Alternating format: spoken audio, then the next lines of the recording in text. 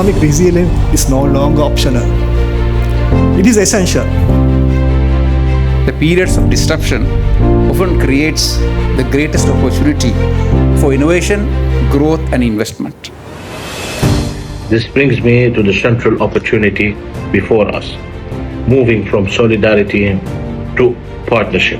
If you take an ultra-luxury property in the heart of Sri Lanka, which is Colombo, it will be about 3,500 to 4,500 USD per square meter.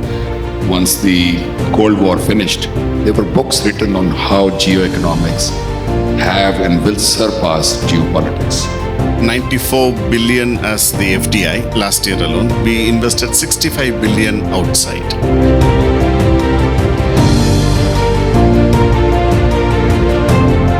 The biggest gap that we see right now is there's no major supply in the mid-range sector. Land constraints in Mali, right? It's still in Mali, we have seen in 10 years an increase of some 20%. Ulu Mali, we had less than 500, and now we are looking at more than 8,000 units, I think. But developing the capital markets was a very difficult challenge to get the mortgage funding required for that.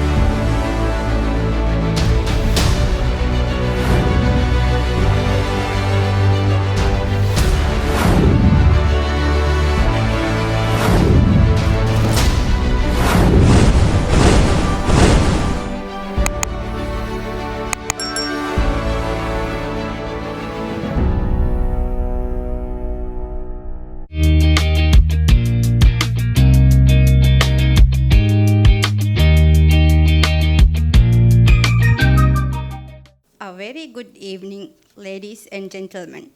We are delighted to welcome each of you, our esteemed guests, to this Investor Forum Maldives 2026, Investment and Growth Opportunities in Emerging Asia Amidst an Ever-Evolving Environment, organized by the Research Intelligence Unit.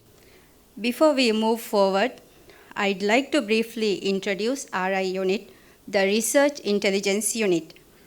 Since our establishment in 2003, RIUNIT has built its reputation around one purpose: providing credible, timely, and independent market intelligence that supports better business and investment decisions.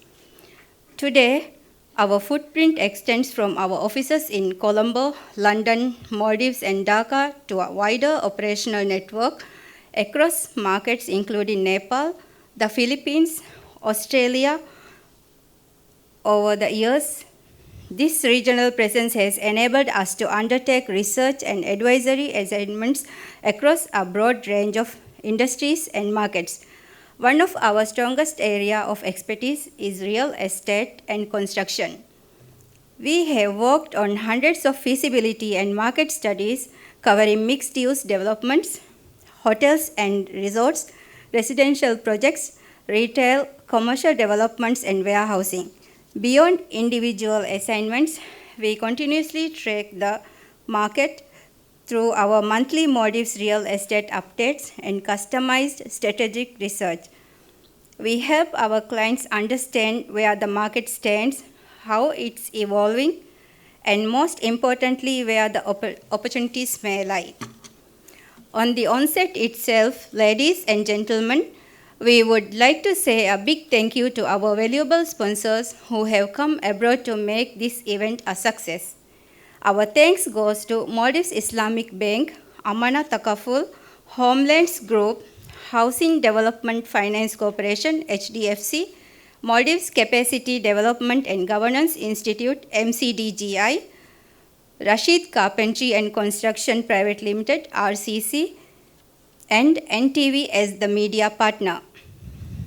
We kindly request all the participants to please fill out the questionnaire that is provided on your tables, as your feedback and suggestions will be very valuable to RIUNIT and will keep us connected to develop a better strategy for the Maldives as a whole. Now, mentioning the segments that we will be having during this forum, it will comprise of 2 panel discussions with a 5-minute sponsor presentation in between the sessions. To begin today's proceedings, I would like to cordially invite His Excellency Ms. Rizvi Hussain, High Commissioner of the Democratic Socialist Republic of Sri Lanka in the Maldives, to give the opening remarks. His Excellency Mohammad Rizvi Hassan. Honorable Muhammad Nazim, Member of Parliament, and Chairman Rasheed Carpentry Construction, my dear colleagues from Diplomatic Corps, Excellencies, Excellency of High Commission of India, Chief Executive Officer of Research Intelligence Unit, distinguished panelists, ladies and gentlemen. Assalamu alaikum, very good evening to you all. It is indeed a great pleasure and honor to join with you today at this important forum, which brings together diplomats, business leaders, entrepreneurs, and professionals to exchange ideas on regional cooperation, challenges, expectations in the trade and investments.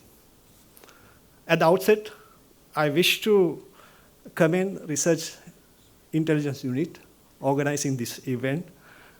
This initiative provides valuable opportunities to strengthen dialogue, foster partnership, and identify new avenues for economic collaboration in an increasingly interconnected yet uncertain global environment. While today's forum focuses on investment and growth opportunities emerging Asia, since I am in Maldives, representing the government of Sri Lanka, I would like to share some reflection on the opportunities of our 2 countries, 2 island nations, could chart a common course towards sustainability, prosperity, through navigating stormy seas with resilience, while ensuring that external currents do not divert us from our shared interest. Sri Lanka and Maldives enjoy a truly unique relationship, one that extends far beyond geographical proximity. Ours is a friendship that has been nurtured over centuries through the Indian Ocean, long before the establishment of modern diplomatic relations. Perhaps we are connected through maritime trade, cultural exchanges, religious interactions, and family ties. The Indian Ocean has never separated Sri Lanka and the Maldives. Rather, it has been our shared highway of commerce and civilization. Ancient sailors navigated these waters carrying spices, coir ropes, dry fish, gemstone, and textile, creating commercial and cultural links that laid the foundation for close friendship we enjoy today. Although our maritime transport vessels have changed from traditional sailing boats to modern cargo ships, the essence remains unchanged. Connectivity, trust, and commerce continue to define our relationship. Today, these historical bonds have evolved into nurture a multifaceted partnership founded on mutual respect and shared aspirations. Ladies and gentlemen, this forum focuses on emerging Asia amid rapidly evolving global environment. This topic is relevant today since we meet against backdrop of continuing geopolitical uncertainty, the development in the Middle East, which is continuing to bother us. Together with the conflicts in other regions, we have seen every day in our news channels, have reminded us how interconnected the global economy has become. Events occurring thousands of kilometers away immediately affect our supply chain, inflation, shipping costs, aviation routes, insurance premiums, financial markets, and investor confidence. It is the fact that during the period of uncertainty, international investors increasingly seek political stability, politically stable, peaceful, predictable destinations. Countries that demonstrate sound governance, regional cooperation, economic reforms, and long-term policy consistencies become increasingly attractive. Both Sri Lanka and Maldives, which are island developing states situated at the same center of world's most strategically important maritime region, these external developments reinforce important lesson that is economic resilience is no longer optional. It is essential. Our opportunity does not arise because instability exists elsewhere. Rather, it arises because stability, partnership, resilience are becoming increasingly valuable assets in today's global economy. While we face common vulnerabilities, including climate change, supply chain disruption, energy insecurity, and external economic shocks, we also possess significant comparative advantages. Rather than viewing our small sizes as limitation, we should recognize it as an opportunity to become agile, innovative, highly connected economies. Our strategic locations, combined with our democratic institutions, educated workforce, tourism appeal, and commitment to regional stability gives us a distinct competitive advantage. This is therefore an opportune moment for both countries to work more closely in attracting diversified foreign investment, promoting regional tourism, enhancing maritime connectivity, expanding digital e-commerce, strengthening food and energy security through regional partnerships, and exploring the opportunities in the real estate sector. We should also think beyond our bilateral relations, perhaps need to read rapidly transforming Indian Ocean region. India, today as of the world's fastest growing major economies at present, continues to drive regional growth.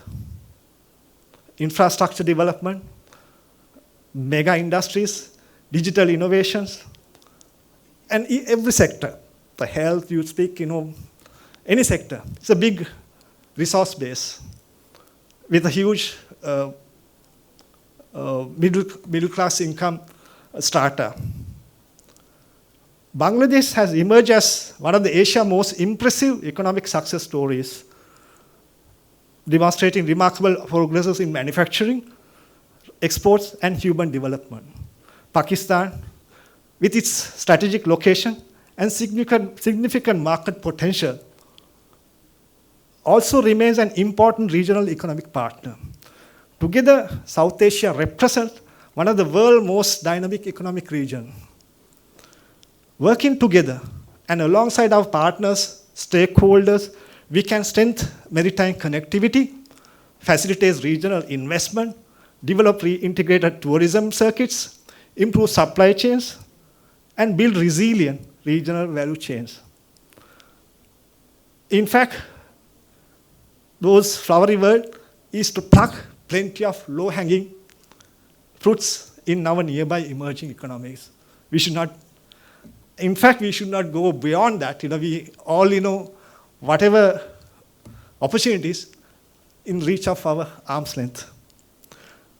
The future lies not in competition between us, but in collaboration. If we align our strength rather than work in isolation, we can build great economic resilience while creating new opportunities for our businesses and our people. Distinguished guests, forums such as today plays an essential role in building partnership, encouraging discussion on innovation, and creating new business linkages. I sincerely hope that today's discussion will generate fresh ideas, meaningful networking, long-term partnership that will enable us to make the most of the opportunities presented by rapidly evolving global environment. Government can establish policies, they can negotiate agreements, they can create enabling environment. Nevertheless, it is business leaders, entrepreneurs, investors, and innovators who transform opportunities into growth and prosperity. On that note, I wish the organizers, participants, panelists for successful and fruitful deliberation. Thank you. Shukriya. Thank you, His Excellency Muhammad Rizvi Hassan, for those valuable opening remarks. Your insights have provided an excellent foundation for the discussion that will follow today. We would like you to kindly come on the stage. We wish to convey our gratitude by presenting you with a token of appreciation. And to do the honors, I cordially invite Mr. Anil Priyanka Badavitha, Senior Consult, RIUNIT.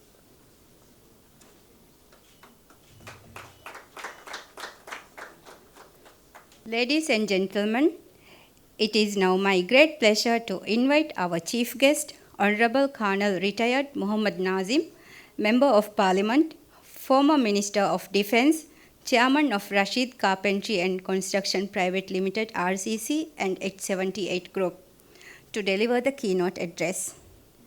Honorable Colonel Muhammad Nazim. Bismillahirrahmanirrahim.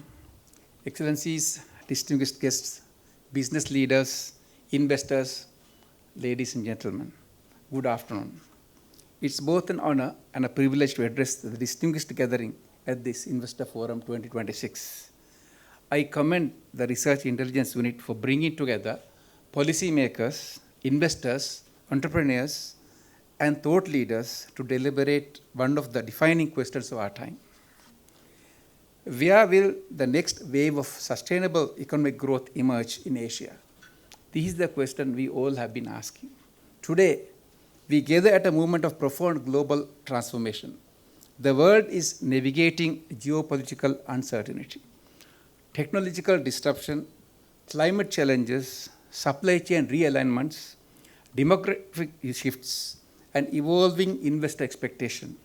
Yet, history reminds us the periods of disruption often creates the greatest opportunity for innovation, growth, and investment. Collectively, the region contributes more than half of global economic growth and contains the attractive rising level of foreign direct investments. Investors today are no longer seeking mere low-cost destinations.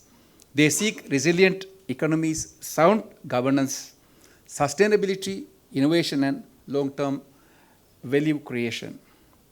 In this context, the Maldives occupies a unique and compelling position. While globally recognized of its excellence in tourism, the future of the Maldives extends well beyond its traditional strengths. The nation is steadily evolving into a diversified investment destination, offering significant opportunities in sustainable infrastructure, renewable energy, digital services, financial services, health services, education, logistics, and the blue economy. Its strategic location along the major shipping routes of the Indian Ocean places the Maldives at the crossroads of Asia, the Middle East, and the African, enhancing its potential as a regional hub for commerce and connectivity. Indeed, the Indian Ocean is rapidly emerging as one of the most important economic corridors. A substantial share of global trade and maritime connectivity passes through these waters. As global supply chain continues to diversify, countries strategically positioned within this region has an unprecedented opportunity to become center of logistics, maritime services, trade facilitation, and regional connectivity. The Maldives is uniquely placed to leverage this transformation through investments in transport infrastructure, maritime services, logistics, digital connectivity, and trade support industries. However, investment success in today's world is no longer measured solely by financial returns. Modern investors increasingly ask us, is growth sustainable? Is governance transparent and accountable? Is environment impact responsibly managed? Is social inclusion being promoted? Are institutions resilient and future ready? These questions no longer are secondary considerations to all of us. They are defining in the global investment. This is why environment, social, and governance, ESG principles, have become central to investment decision making in this world. Nations and businesses that embed sustainability into their development strategies are being positioned to attract capital, reducing financial cost, and building long-term resilience. Beyond ESG, investors increasingly seek predictability and trust within all of us. Regulatory consistency, policy stability, efficient institution, and transparent business environment are all critical factors in attracting long-term capital. Investment flourishes where confidence exists. Strengthening the confidence must remain a shared priority of the government, regulators, and the private sectors alike. For island nations such as Maldives, sustainability is not simple. Environmental priority is an economic imperative, I must stress. Climate resilience, renewable energy, maritime conservation, responsible tourism, and not merely policy objectives, they represent some of the most promising investment opportunities for the future. The future of Maldives is also natured inked to the blue economy. Our oceans are not only natural assets, they are economic assets as well. Sustainable fisheries, marine biotechnology, ocean-based renewable energy, marine conservation initiatives, and ecotourism represents sustainable opportunities for responsible investment and innovation. Nations that successfully balance economic growth with the stewardship of marine resources will become, I can tell you, leaders in the next generation of sustainable development. Equally important is the global transition towards cleaner energy and energy security. Investment in solar power, energy storage, sustainable mobility, and climate resilient infrastructure are becoming powerful drivers of economic growth. Countries that embrace the transition early will not only strengthen energy independence, but only improve their long-term competitiveness and attractiveness to investors. Ladies and gentlemen, regional cooperation.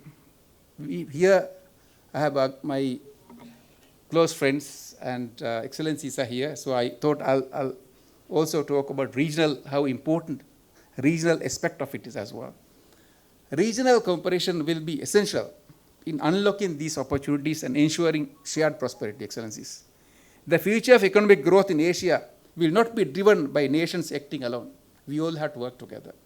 It will be shaped by a major strong regional partnerships, enhanced connectivity, and deeper economic integration.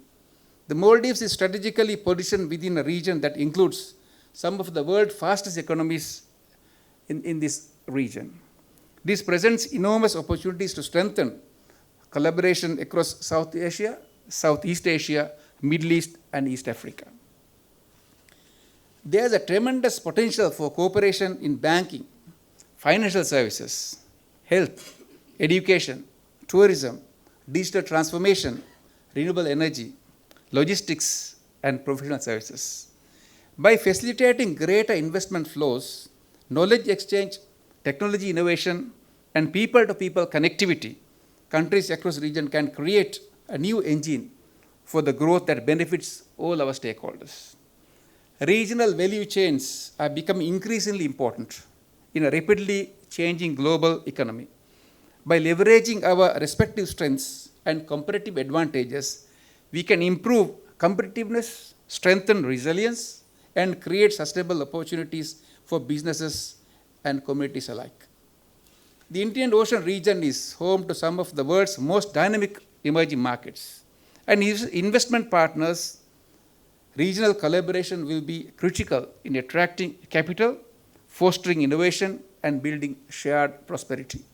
Together, we have an opportunity to create a more connected, inclusive, and resilient economy that generates long-term benefits far beyond our national borders.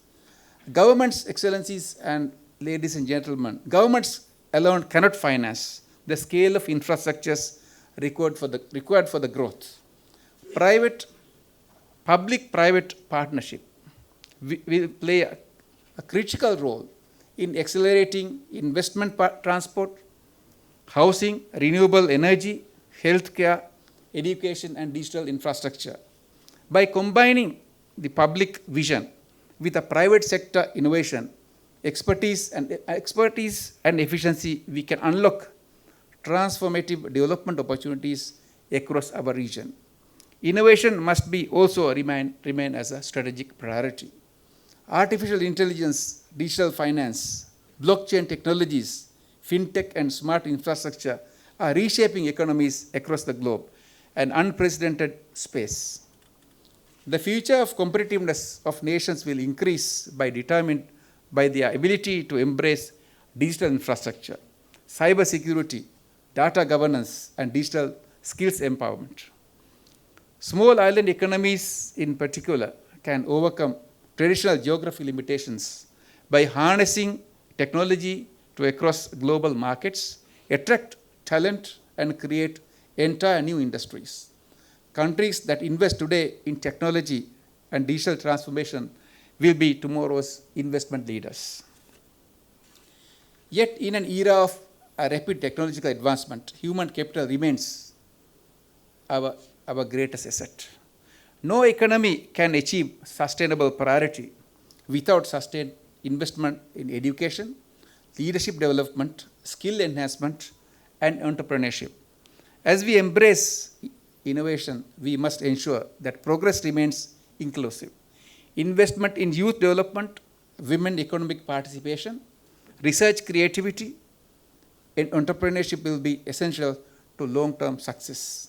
Ultimately, economic progress is driven not only by financial capital, but also by intellectual capital, human potential, and ability to innovate. Ladies and gentlemen, allow me to conclude with 3 reflections. Firstly, uncertainty should not be discouraged. Investment should inspire smarter and more strategic investment. Secondly, sustainable growth requires meaningful collaboration among the private sector, development partners, and civil society. Thirdly, the greatest opportunity belongs to those who are prepared to look beyond short-term gains and invest in long-term resilient sustainability and shared prosperity. The Maldives has demonstrated remarkable vision, determination, and resilience throughout its development journey. As it advances towards becoming a more diversified, sustainable, and knowledge-driven economy, the opportunities before and it's substantial. With sound policies, strong institutions, regional partners, and sustainable investment strategies, the Maldives is well positioned to become one of the Indian Ocean's most dynamic and attractive investment destinations. Let this forum, ladies and gentlemen, be the gathering of policymakers and investors. Let it be a catalyst for new partnerships, for new ventures, new opportunities. Let us transform ideas into action, challenges into opportunities, and shared ambition into measurable outcomes. The future of Asia is not shaped by those who wait for a change. It is be shaped by those who have the vision to anticipate it, the courage to embrace it, and the commitment to lead it. Together, let us invest not only in economies, but also in resilience, sustainability, and more prospects of future generations to come. I wish the organizers every success and hope that today's dialogues leads to a meaningful collaboration that generate lasting values and shared prosperity for the Maldives and the Indian Ocean as a whole and wider Asia community. Thank you all. Thank you very much, Honorable Colonel Retired Mohammad Nazim, for that inspiring keynote address and for sharing your valuable insights with us. We greatly appreciate your contribution to today's program. May I kindly request you to come on stage for a moment as we wish to convey our gratitude. I cordially invite Mr. Roshan Madawala, founder and CEO, RIUNIT, to hand over the token of appreciation to our chief guest.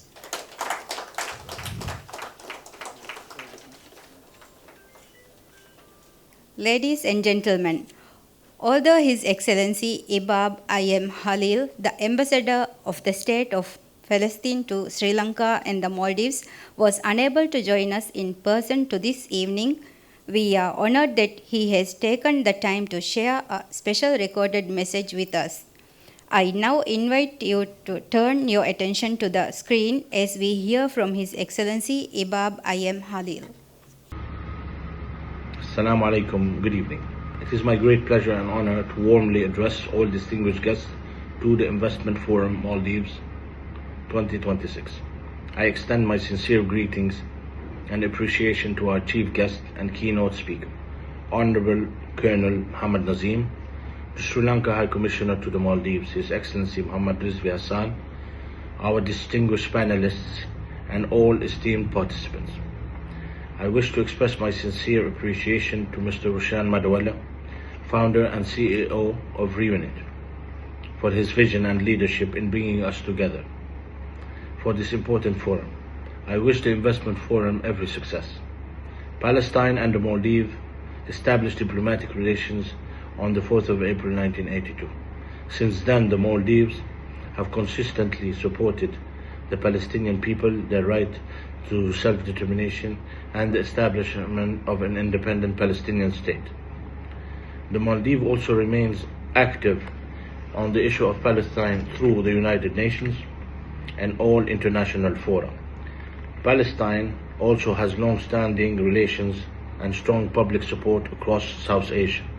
At the same time, South Asia is one of the world's most dynamic economic regions, with the Asia Development Bank forecasting growth of around 6% in 2026 and 6.7% in 2027.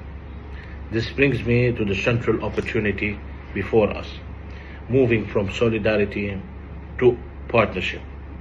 While the relationship between Palestine and the Maldives has been particularly strong in political and humanitarian areas, there is considerable potential to strengthen trade, investment, skill development, and private sector cooperation.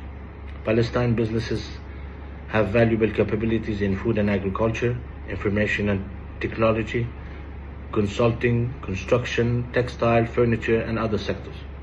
The technology sector, in particular, has demonstrated significant potential, with World Bank supported initiative mobilizing more than $5 million in private investment and contributed to approximately 800 IT sector jobs.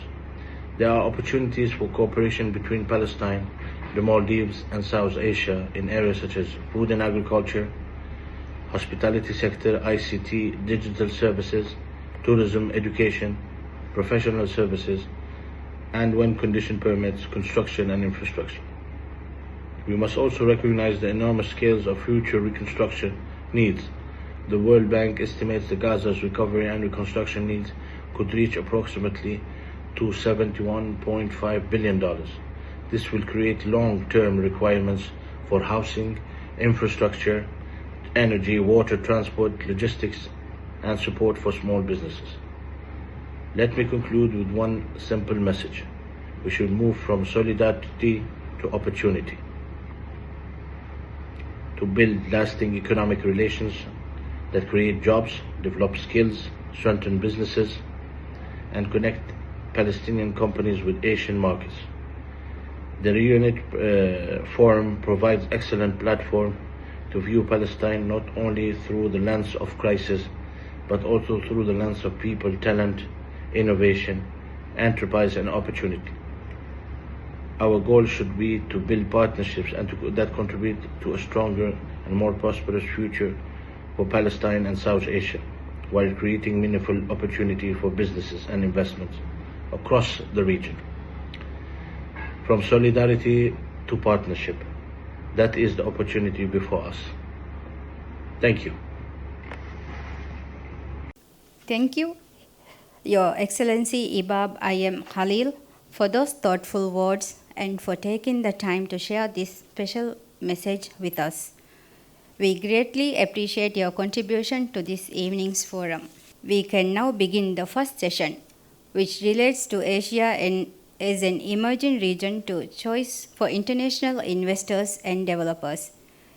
We cordially invite Mr. Roshan Madawala, CEO and founder RIUNIT, on stage, as he will be moderating the first panel discussion. Now, I would like to call upon the panelists on stage. Our panelists are His Excellency Vice Admiral Faisal Rasool Lodi, High Commissioner of Pakistan to the Maldives, His Excellency Sri G. Balasubramanian, the Indian High Commissioner to the Maldives, and Ms. Amaya Herath, Executive Directress of Homelands Group. Now I will hand over the control to Mr. Roshan Madawala, our moderator. Thank you to everyone here. Honorable Minister, His Excellencies, distinguished guests, ladies and gentlemen, thank you for being here. I was going through the list of people who have registered, and it's a really impressive lineup of people here.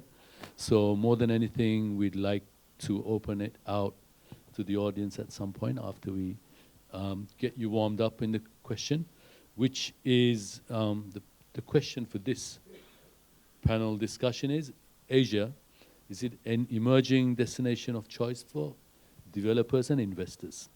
So just to put some context into that, we're looking at a quarter of the world's population in South Asia, $1.5 trillion in GDP in 2024, which increased by 6% to 1.6 trillion last year. FDI has gone up from 346 billion to 34 billion to 46 billion, which is a 35% increase, right, in FDI. And we estimate about 4 to 5% of that goes into real estate as well. So the real challenge we have is to look at the reasons why FDI still tends to flock to the developed world, right? If you look at the latest UNCTAD report for 2026, I think it captures some of the problems that have happened this year. We see that much of the investment is going back to mature markets, with Asia securing a less share. So whilst we're like a powerhouse for investors in this region, there are issues. And when there are times of vulnerability, international investors, still predominantly from the developed world, tend to flock back to the developed world for reasons of safety, etc. So that's the challenge. The opportunity is obviously there. According to Savills, there's $1 trillion earmarked for real estate investment this year. So if it doesn't go to one place, it can potentially end up somewhere else. So with that, I'm going to turn to Amaya. Amaya, you hands-on in terms of the real estate industry, specifically an investment and foreign investment. And you know that Sri Lanka has had a very mixed experience of growth rates for GDP, as well as the real estate industry as a whole. So how do you see the market conditions at the moment for both local as well as foreign investors? Yes, Roshan. So in Sri Lanka, I think we had a tough time last couple of years. I think we went from bomb attacks to COVID to economic crisis. But when you fast forward it to today, and when you compare today to 3 years ago, I think we are moving in the right direction, and we have recovered very well and very fast. So right now our inflation has gone down, the rupee is stable, the interest rates have come down, and there's construction going on. Even the tourism is coming up in big numbers. So even the World Bank, I think last month, they upgraded us to the upper middle income status due to a 5% GDP growth, which happened last year. So I think also something special is that in that specific category, the only two South Asian region countries that are in that category is Maldives and Sri Lanka. So I think we are having good company over there. And also the IIF recently, I think a couple of weeks ago, ranked us fourth among the countries of fast-growing countries in terms of debt transparency and investor relations. So I think these are the green flags, the kind of signals which investors are looking for when they're looking at an emerging market, when they're entering a market. So I guess even our story as Homelands Group tells the exact same thing, because we have delivered over 3,750 units so far, and we have sold over 5,000 units so far. So these numbers were taken through this crisis period. So I think you know that Sri Lanka is a resilient country. And we came through this hard time, and this shows how it's not just the financial capability and the operational strength of the company, it shows that as well as the fast economic recovery as well. So we were able to get to these numbers because of the country's stability now. And when we say this, the market of Sri Lanka is recovering, we are not just saying for the sake of saying it. I think it has been recognized globally, and it's real and it's happening. Also, when we take these conditions, I think with the economy recovery, the confidence has come back. The investors are looking at our country more now, and not just the local buyers, the international investors, and even the diaspora has come back in a big way. One reason is, like I said, the recovery of the economy in the country, and the other reason is the geopolitical tensions that's happening in the Middle East region. So that is taking a change in the global investor confidence, a shift in the global investor confidence. So these international investors, the foreign buyers who were keen on investing in Middle East region, which was the real estate hub, now are looking at our region, the South Asian region. So I think that has opened up a good window for all of us, the countries in the South Asian region. And when it comes to specifically Sri Lanka, I think it's a best value buy for whoever is planning on investing. And when we compare the prices also in Sri Lanka, I think it's a very good entry point, because if you take an ultra luxury property in the heart of Sri Lanka, which is Colombo, it'll be about 3,500 to 4,500 USD per square meter. And when you consider the exact same standard in a country like, let's say, Singapore, Hong Kong, or Dubai, you will easily pay 3 to 5 times of what you're paying for a property in Colombo. So that's why I was saying it's a good emerging market. And as an answer to your question, I think the country is going in a very good direction, a positive way, and economy is recovering. And we have bounced back very fast. And right now, I think Sri Lanka is a best value buy for any investor who is looking at the South Asian region, because it has the real infrastructure, real demand. So I think there's a lot of room for the prices to climb up as well when it comes to the real estate market. Good governance, GDP growth, and that opens the doors for opportunities, as you said, investors who maybe were looking at other destinations are now affected by geopolitics. So, brilliant. Let me now turn to His Excellency Faisal. I had a quick look at the Pakistan investment data. There's a lot of FDI coming from China, Hong Kong, the UEA, Europe, and also includes the UK significantly. What is the nature of this investment in Pakistan at the moment? Thank you, Mr. Roshan. Thank you for your leadership also to invite us on this very special occasion. Before I answer the question or give my comments about Pakistan, interestingly, we are all from Asia. Asia is a great continent. And I just ran through some figures before coming here. And as you also highlighted, it's the largest GDP, if as a continent we see, is close to 44 trillion last year. The population is close to 4.7 billion. That's also the largest if you compare it with other continents.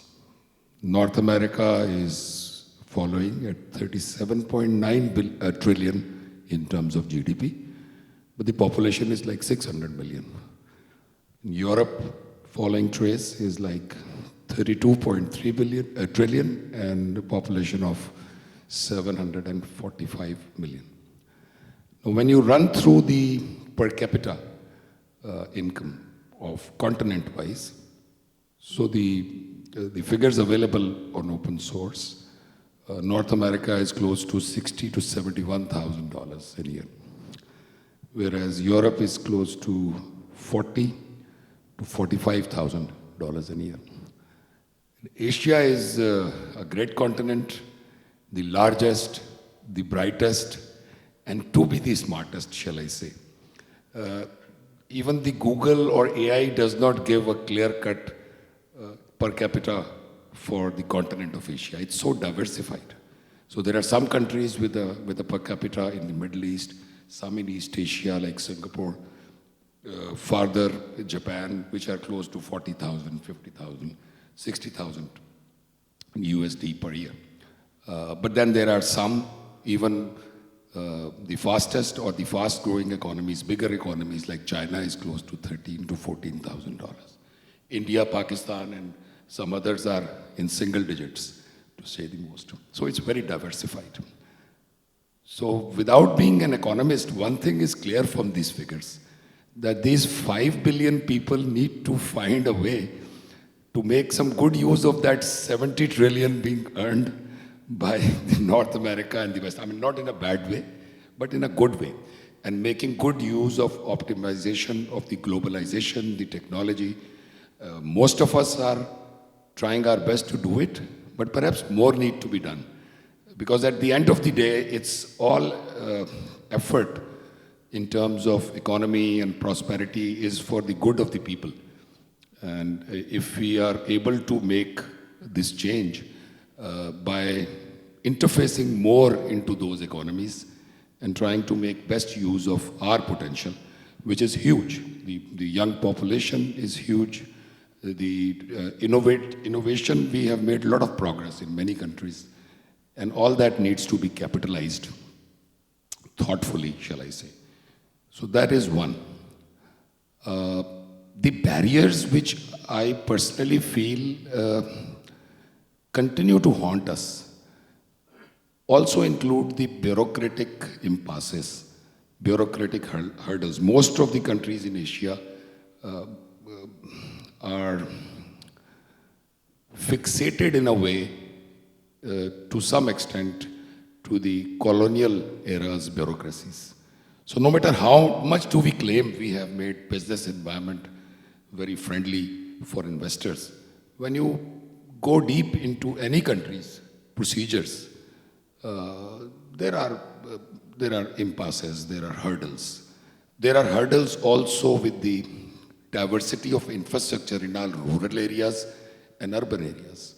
So not all the places in our countries we can have that environment where the investors will come. And so these are the areas where we need to work. Again, most of us are trying our best to do it. Perhaps more needs to be done. There are, between the countries in Asia, more work needs to be done, I think, in terms of the changes of laws and rules. So more similarity, more standardization of procedures will encourage and become a catalyst, as the chief guest rightly pointed out, for uniformity and regional growth model that can be then worked on.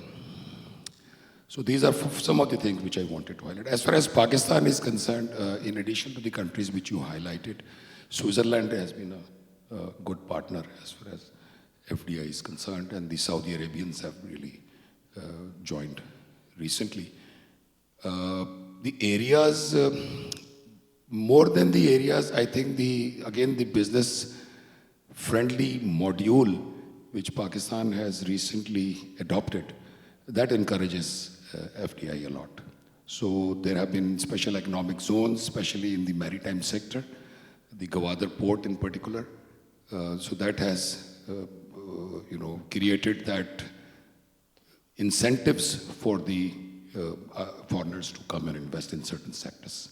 And there have been some sizable progress as far as the Gwadar port itself is very ideally located.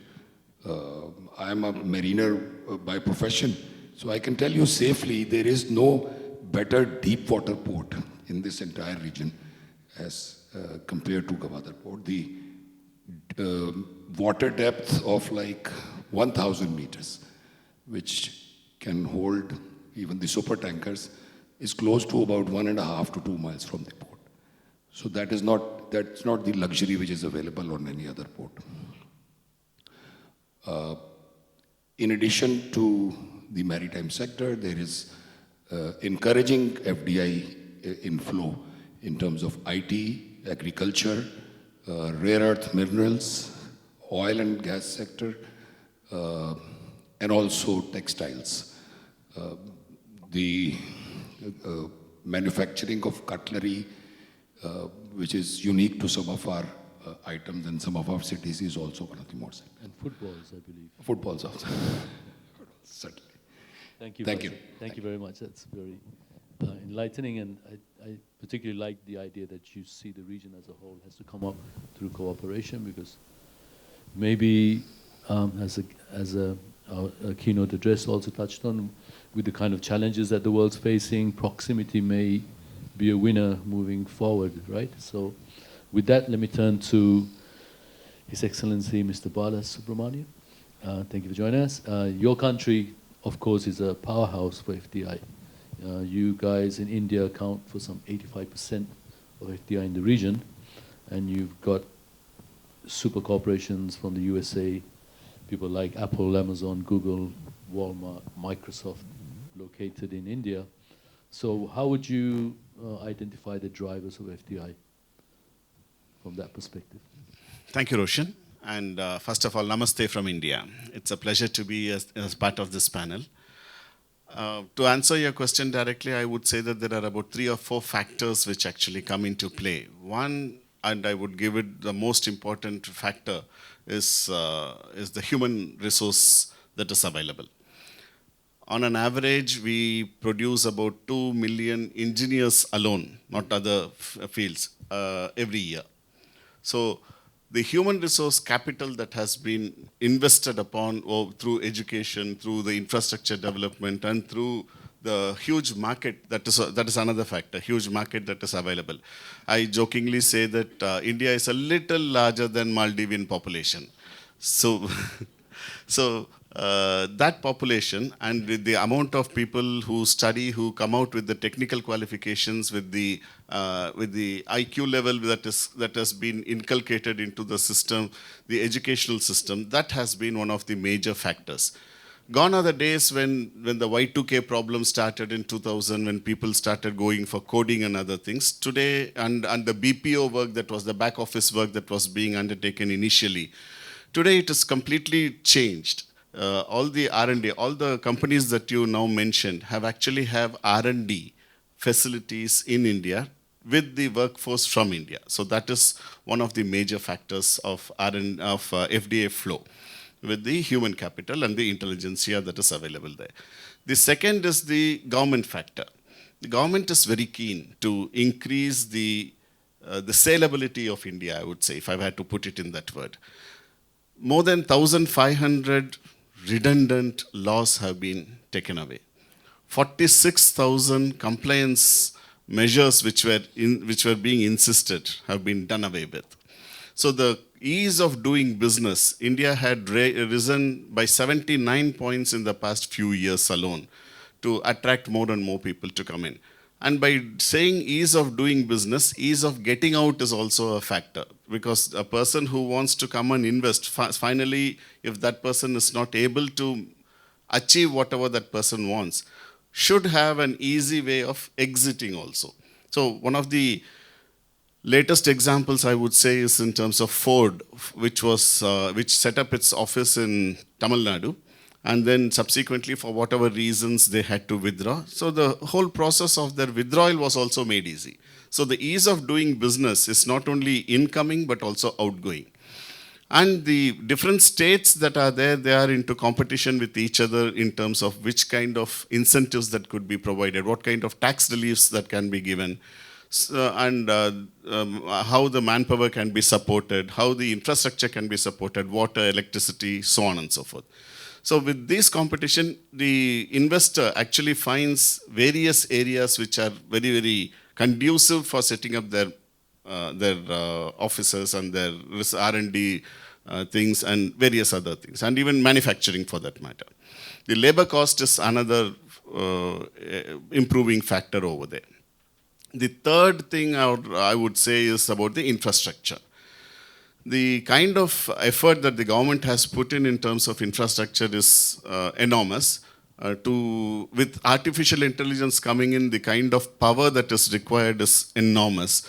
And recently we crossed about 700 gigawatts of installed capacity, of which 300 gigawatts are renewable energy. And by 2030, we would be 50% of the total renewable energy component would be there. That plus the ports, plus the roads, plus the airline infrastructure and so on and so forth, which have actually contributed positively towards making India an attractive destination. Last year alone, we had about $95 billion of FDI flow in. In the past about 20 years, 2 decades, it has been more than $1.8 trillion. So the FDI attraction is a contribution of factors of human capital, government intention, the competition amongst the state governments so that it is decentralized and allowed to be brought in, and ease of doing business. So that is probably are the drivers which my government is very keen in continuing to go ahead with it. Because what my Prime Minister has said is it should be less government and more governance. So that is the motto through which we are working. Brilliant, brilliant, brilliant. I like it because you've touched on education, HR, and infrastructure as well. I think they resonate. I'm going to come back to you and ask you how you're going to share that trillion with the neighborhood in South Asia.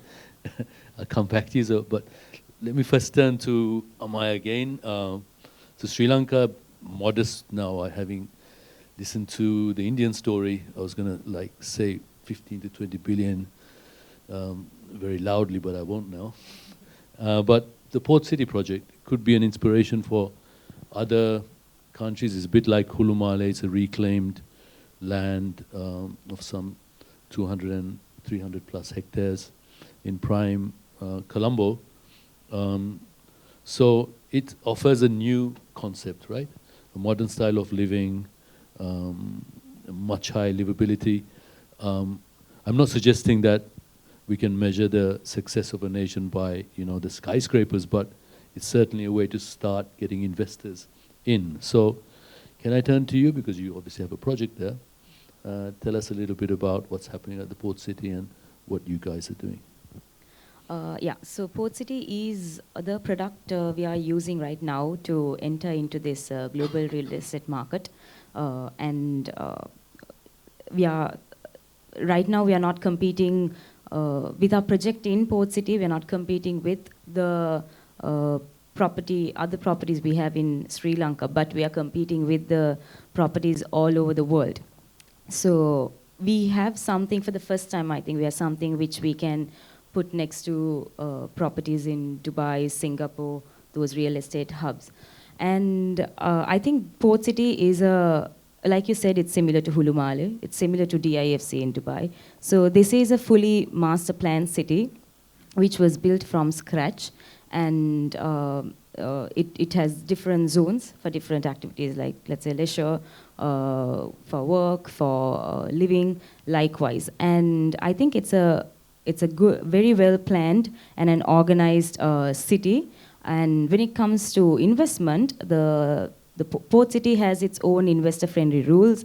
For example, like tax holidays and investor visas, full foreign ownership, so likewise. And because of these, it has become very simple and easy for anyone who is planning to invest in Port City. And because of these reasons also, investors are actually looking at Port City, and we saw a very good demand for Port City because even before the launch, we were able to sell almost 50% of our project.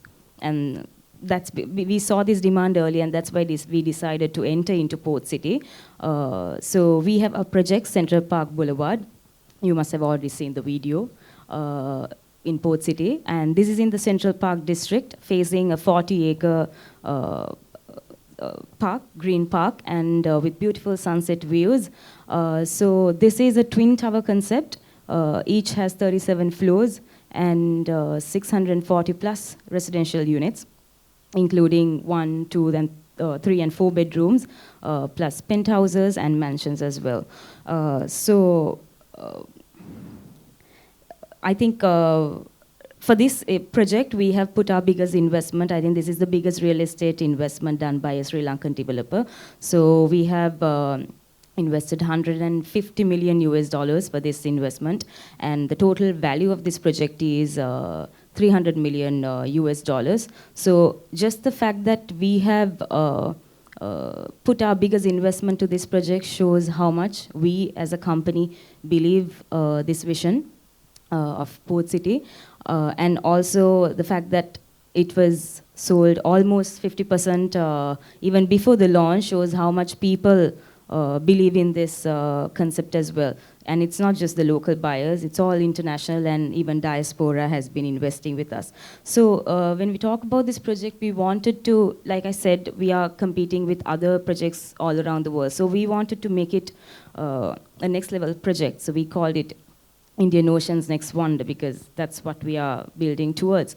So we wanted to touch that world-class level, and that's why we have brought our local architects as well as an architect from Singapore as well, SOG Design, for the architecture. And then for the interior, this is the first project with branded luxury living in Sri Lanka. So we are inspired by Christian Dior, and this is being done by Blaine Robert in Malaysia. So by adding these nitty-gritties, these features, we wanted to touch that global real estate market. So, and I think you asking me if it's Port City is a game changer. I think it already is. Yes, yeah. Yeah, and we believe that this is the future of living in Sri Lanka. Not just us, other developers have also invested in Port City, and just that proves how much everyone believes in this vision.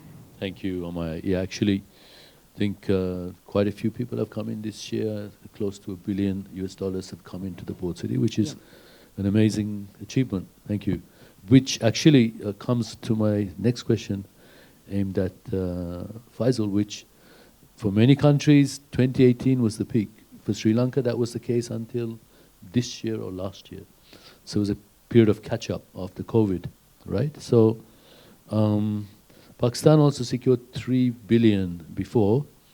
What are you looking at for the coming year or two in terms of the investment climate? Because in particular, there's the elephant in the room, which is called the geopolitical climate, right? We can't ignore it, and especially you guys, I must say, commendable job trying to bring peace in the region. Let's hope it holds, but we'd be interested to hear your view on how that might affect your FDI environment? Well, thank you for the very interesting question. And I think, but it's a huge question. For decades, the liberal capitalists and many analysts have been forecasting a perpetual peace after this is over and after that is over. So once the Cold War finished, there were books written on how geoeconomics have and will surpass geopolitics. And there will be a democratic peace prevailing in the world. This was 1990s I'm talking about. Today we are in 2026, and we all know what has happened in the internet. So human beings are very unpredictable species, to say the least. Geoeconomics actually did not surpass geopolitics, evidently, but it has become intertwined. So both are, I think, dependent on each other. That's what my opinion is, and that's what the history of the world, shall I say, said. So for growth and prosperity in any region, any country, across the globe, stability and security are a must. And I think we should all work closely as a team towards that aim. And that's what Pakistan has been trying. We know how dreadful have been the economic consequences of this recent conflict. And I say this recent conflict because I firmly want to believe that this is over now and this conflict will not reignite. And Pakistan and some other partners are making our utmost efforts. We hope and pray that it does not reignite and there is peace in the region. But its effect on the economies, I mean, even in Maldives, we have seen the fuel prices have gone up, the daily cost of living has gone up, not only in Maldives, but in many other countries, including Pakistan and others in the region. So that is the flip side of globalization, shall I say. Once you are integrated, yes, you can benefit from each other's economy, you can trade better, but then when it is impinged upon due to any external events or internal events, then the effects also are transnational. And it does not restrict or remain in one country, it goes to the entire region. So I think the effort as a community of nations should be to promote peace, diplomacy, and dialogue are the solution. There is no war in our history which has outcomed into prosperity. Stopping of war has always been an outcome leading to prosperity. That is one thing which all of us should remember and work on together. So hopefully, in coming to your question, hopefully in next 2-3 years, there will be peace and security across the region and beyond. And hopefully there will be better environment. And that is the environment in which growth and prosperity can flourish. Thank you. Totally agree with you, God willing, it will stick. Right, the interesting $1 trillion question. Back to you, sir. So India is already very active in investing in all parts of the world, right? The USA, the Middle East, Africa, and beyond. So what can South Asia expect from Indian reinvestment? I know you're quite active. We've done feasibility studies for Indian companies who came to the Maldives and Ulumale and similarly in Sri Lanka. So can we expect FDI into our economies in South Asia, and which sectors might benefit? Certainly. I mean, as much as India is getting FDI, India is also investing abroad. Last year and in the last 2 years, we got 94 billion as the FDI last year alone. We invested 65 billion outside. So Indian companies and Indian markets have been actually very active. They have been going out. If I have to look at, say, Maldives, I'm here as the Indian ambassador to Maldives, and here in Maldives in the past about 10 years, more than $3 billion have been invested by private parties into Maldives, mostly into real estate, resort tourism business, some into agriculture, and in other areas also people have actually invested. Now, we are now looking at the possibility of IT, artificial intelligence, fintech. We recently launched the UPI, which is one of the world's strongest base for transaction using the mobile applications. We launched it in the Maldives. Sri Lanka, we already have it. Maldives became the 11th country where UPI became operational. I remember that my Prime Minister and President Macron had actually used UPI to go above the Eiffel Tower. So it is there. This fintech integration is something that has been bringing about prosperity both to India and to the country that we have integrated it with. We started it within Maldives. There's an agricultural company which has invested here for quite some time, and they have been instead of importing, they are actually manufacturing here. They are producing it here and supplying to the resorts and all. They are looking at further expansion. There's a company which is looking at installing something pertaining to poultry, the chicken feed, eggs, chicken, and so on and so forth. More than $10 million they are looking at investing within Maldives shortly. There are companies in real estate alone. Tata's are here, NBCC is here, Renatus, the various RCC chairman is here. He knows most of those companies which are involved in real estate business over here. Many resorts, I'm aware of at least about 9 such resorts which the Indians have invested, and they are building up probably in the next 2 years. That should be there. The digital public infrastructure is another area in which we have been working on. The India Stack, whether it is the Digi Locker or the CoWIN application, so on and so forth, which we have been promoting elsewhere, has been integrating people and have been very, very profitable. So that is another area, including now that artificial intelligence is also there. These are areas in which India has been promoting investments abroad, and our companies are looking forward to aviation. Indian airlines are the ones which have actually put in the largest number of demand. They have booked 1,000 aircraft between Boeing and, which is the other one? Airbus. So the expansion of growth in India, and India always shares in the sense of our policy has been through and through with Vasudhaiva Kudumbakam. You also prosper, I will also prosper. I do not want you to make the same mistakes that I have made. I made mistakes, fallen down, got up. I have learned from those mistakes. I don't want you to do the same mistakes. I'm happy to share. So training part of it, the investment part of it, in all these forthcoming areas is something that we are looking at. Our investors, last year alone, I had about 4 delegations of investors who came to Maldives in the aviation sector, in fisheries sector, in agriculture sector, and tourism sector particularly. So between India and Maldives, I'm very confident of these sectors attracting investments from Indian companies. Brilliant, thank you. I can personally vouch for the fact that we have learned, our teams have learned a lot from our Indian colleagues who we work with, in real estate. You guys are a couple of bus stops ahead of us, or the rest of the region. Thank you. In the interest of time, we'll have to take some quick fire questions from our audience here. Would anyone like to ask any question from our expert panel? Anyone?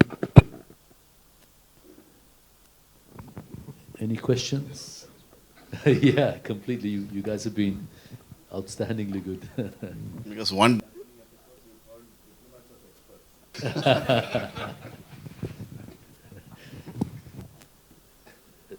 It's controversial. Brilliant. No questions, then we can move on, because there's one more session and then we'll open up for refreshments. Thank you very much. Thank you, everyone. His Excellency Vice Admiral Faisal Rasul Lodi, High Commissioner of Pakistan of the Maldives. Ms. Amaya Herath, Executive Directress of Homelands Group. Sri Subramanian, the Indian High Commissioner to the Maldives. Now we will move on to the next panel discussion, which is session 2 of the forum, Real Estate Market Demand Dynamics in the Maldives. The moderator for this session will be Dr. Anil Priyanka Badavittana, Senior Consultant, RIUNIT. Thank you. Good evening to you all. I hope you are all refreshed and ready for this last session before we again break for a networking. So it's a pleasure to be here, and especially in the company of such an august gathering of distinguished and knowledgeable ladies and gentlemen who have actually come with the interest of the Maldives, how Maldives can move forward. We know that Maldives has been running tourism in a world-class manner. Tourism has been the engine of growth for the Maldives. Now, real estate has become the second most biggest engine of growth in the Maldives. Thanks to real estate development, Maldives is again on the world map with many potential opportunities for Maldivians to actually enjoy a better way of life through real estate development. So we've got a distinguished panel here, and this is a subject that is very close to my heart. I stayed in the Maldives for 8 years. It was my home from 2008 to 2016. I came for the HDFC to start off a public-private partnership to get the mortgage market going. At that time, Hulumale was, in 2004, it has started, the population started to move in. And when I came in 2008, there was only social housing on Hulumale. And then I've seen the evolving of Hulumale into the second phase. And then again in 2023, it went into the third phase. So with that, I would like to first direct this question to Mr. Ahmed Aslam, who is a director at HDC, whom I've known from the time I came here. He I think long years of service from almost the inception of HDC. HDC, as you all know, is the company that's vested with the land in Hulumale. Whatever is reclaimed there actually belongs to them. So I would like to ask you, now, when we started Hulumale project, actually, I think it was an inspiration to even the port city, because basically reclaim the land and then develop it according to a plan. Now, we all look to Singapore, just as we did in Sri Lanka, because for urban development, for urban planning, Singapore was thought to be one of the best people to teach, how it could be done, right? So we started with a plan. I remember seeing the master plan of Hulumale when I first came here, and then there was so much of property that was dedicated for foreign investment. Now we are having an investment crunch in the Maldives. We need dollars, right? So one way we get the dollars is through tourism. So as I said, the engine of growth, second engine of growth is real estate. So how do we translate the demand for real estate world over to attract people to the Maldives through the second and the third phase? Because first phase is completely finished now, but there's headroom in the second and the third phase of Hulumale. So can you explain what are the strategies that you would like to adopt? No, thank you, Mr. Brinka. It was my pleasure to be here on this stage. Yes, as you have correctly mentioned, HTC or even Hulumale started with the housing issue, that is the housing problem or congestion in the Male area. So in the first phase or either phase 2, we have focused mainly on providing housing for locals. Even right now, our first priority is to provide housing for the locals. However, making a balance, it is been in discussion how to take this to the next level, so making it into foreign investment. It is the fact that we have a huge, we start with the local developers, of course, RCC, Apollo, all this IMA construction, though they have done a wonderful job in local even right now. So in addition to that, foreign developers also they are who are doing mega projects even right now in the phase 2. We have international developers who are doing the housing. So one of the requirement is even today, as you said, the resort is the tourism, but there's a demand for the foreigners to come and stay in Maldives. And the discussion is been going there, but still not finalized how they can, acquire the apartments or the residential houses. However, even Maldives law does not restrict, not obtain. For example, like at 50 years or up to 99 years, still the leasing is there. So some of the mega projects currently going on is like a Asaria project, as well as we can see the BFNC projects, even other projects like the Blue Lagoon. Those are some of the significant projects which are in the process where there are requirement. Even some the market is like even Maldivian, they are buying or they are getting these houses. It is leased to the foreign party sometimes. So the demand is there, but at the moment by law, there is no way that foreigners can come and buy the land or buy the apartments at the moment. But those are in the discussions. So I hope it will be happen in near future. Probably buying land is out of the question because 90% of the land is owned by the government, so that should remain. But what happens is the leasing of the land. Yeah. What I'm thinking is like we had in the master plan, like timeshare villas with a promenade and, the things that would attract the tourists. A bit like the second home concept in Malaysia, and of course Dubai went the whole hog. But of course, to attract people, of Europeans, Americans, to come and invest, not like just develop and sell to the Maldivians and take the dollars away, right? But to actually invest and do a timeshare operation with, marinas and, you get the private, yachts and all those things. So that was the idea. And I thought in the second phase also there was some area that was designated to, private marina and, yacht, like jetties and all that. Is that happening? I mean, is it attractive? Yeah, there's the initial plan. There was some private marinas, but however, due to the changes in plans, earlier there was Hulumale phase 1 and phase 2. Later on, it was reclaimed the whole lagoon actually. So our harbour area is been limited at the moment. So, but still, as you mentioned, we are working on the outer side of the Hulumale for the port or like a cruise marina. So still that option is open up, and that is an investment opportunity. Definitely, it will be a great investment opportunity.